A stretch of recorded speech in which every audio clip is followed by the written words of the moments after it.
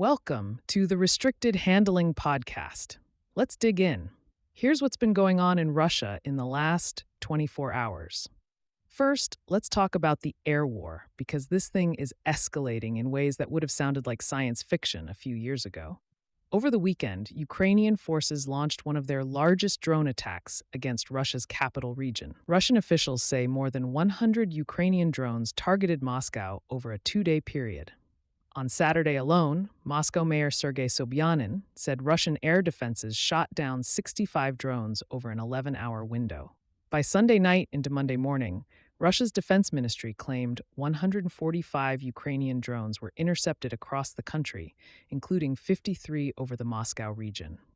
Now imagine living in Moscow, a city of about 22 million people. And suddenly airports are restricting flights because wave after wave of drones are buzzing toward the capital. That's a pretty wild scene. And if you're sitting in the Kremlin, it's a reminder that this war isn't contained anymore. The drones are coming home.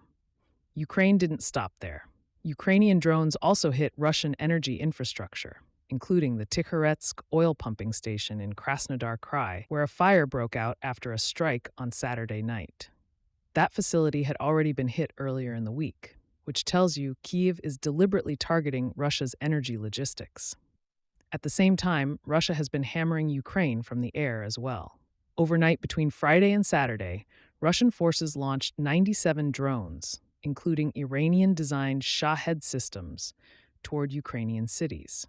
Ukrainian air defenses said they shot down 90 of them, which is pretty remarkable, but some still got through, damaging infrastructure in Chernihiv, hitting civilian areas in Kharkiv, and striking transport infrastructure in the northeast.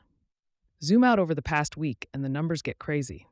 Ukrainian President Volodymyr Zelensky says Russia launched 1,770 long-range drones, more than 1,500 glide bombs, and 86 missiles, including over 20 ballistic missiles, just in the last several days. That's an enormous amount of firepower. And this is where the global picture starts to get interesting. Zelensky is warning that the Middle East war involving Iran is beginning to affect Ukraine's battlefield environment. Think about it. Gulf states and U.S. forces in the region are burning through air defense missiles to intercept Iranian drone and missile attacks. Every interceptor launched in the Persian Gulf is one less potentially available for Ukraine. Zelensky has been pretty blunt about this. He said Russia is trying to exploit the distraction, launching larger strikes on Ukrainian energy infrastructure while Western attention is focused on the Middle East.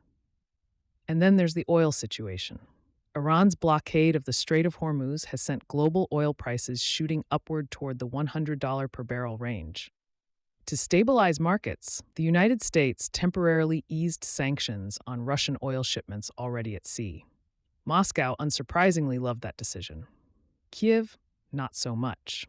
Zelensky criticized the move and warned that loosening sanctions only helps Russia fund the war. Now let's pivot to something that might end up being one of the most interesting developments of the war: Ukraine's drone industry. Ukraine has essentially become the world's laboratory for counter-drone warfare. For 4 years, they've been defending against Russian Shahed drones almost nightly. That means they've developed interceptor drones, jamming systems, and tactics that a lot of other countries suddenly want. So what's happening now? Ukraine is exporting that expertise. Zelensky confirmed that Ukrainian technical teams were sent to Qatar, the UAE, Saudi Arabia, and a U.S. military base in Jordan to demonstrate how to defend against Iranian-style drones. Gulf countries are extremely interested because they've been dealing with Iranian drones and missiles for years. Zelensky even floated a $35 to $50 billion joint drone production deal with the United States. That's a massive potential defense partnership.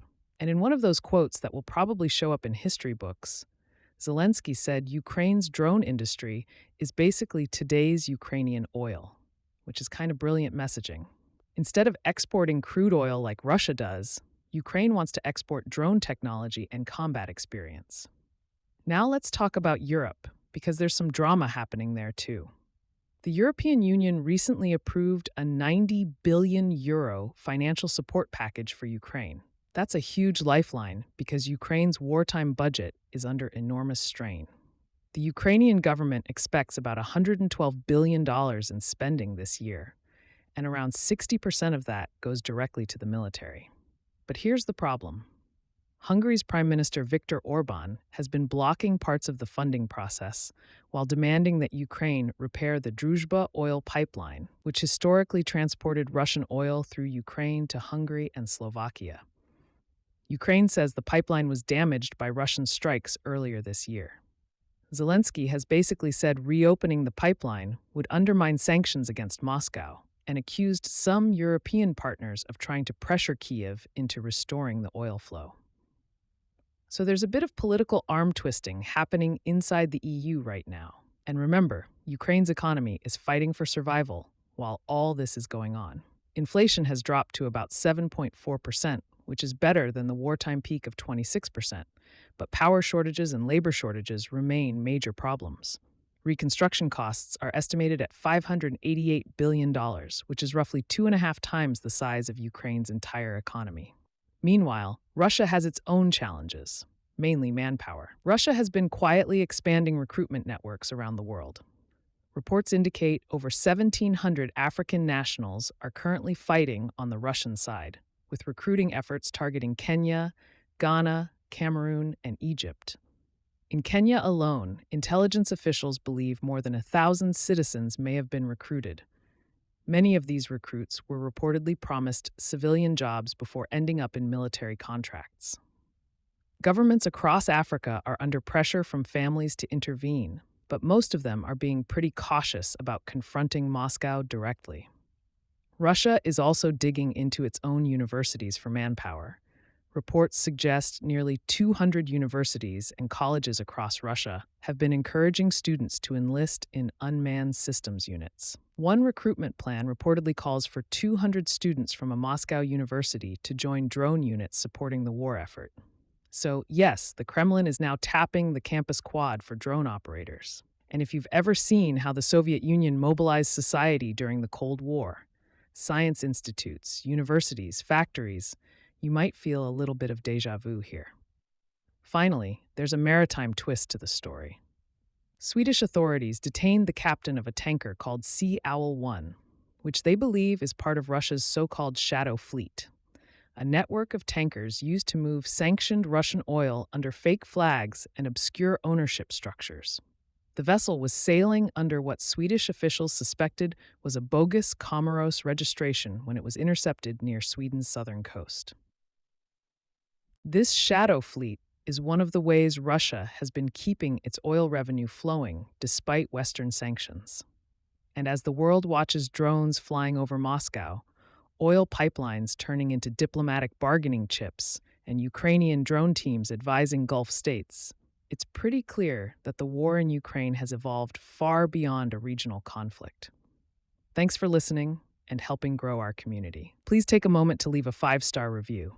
We also publish a daily written intel brief on Substack, where you'll find even deeper coverage of Russia and China, along with insights on Iran, the Middle East, and the DPRK.